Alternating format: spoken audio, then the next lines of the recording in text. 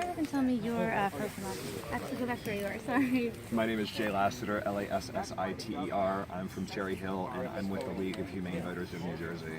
And tell me, and spell your name again. Lassiter, Lassiter. And first name. Jay. And tell me what you are doing here today. So I drove all the way up from Cherry Hill because I want to keep the pressure on Governor Murphy to fulfill his promise. He was out on the campaign trail making lots of promises, and can I try that again? Yes.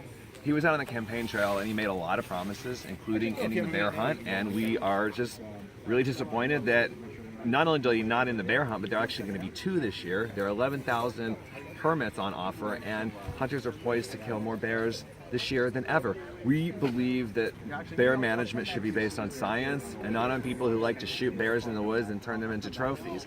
And that is obviously what the hunters are doing. Look, if you look at their forums online, you can see how they went to work immediately after Murphy's directive came out, looking for loopholes around it.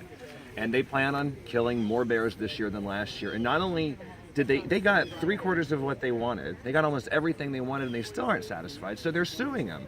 So they're not playing in good faith with the governor. We feel like we are.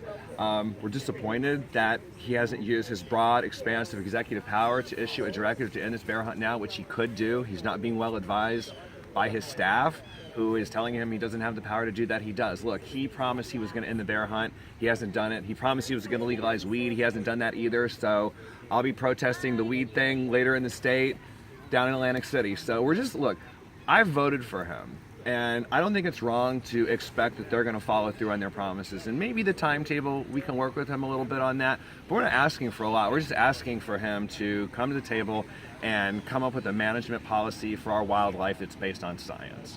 And talk about why you are so against the bear hunt in particular.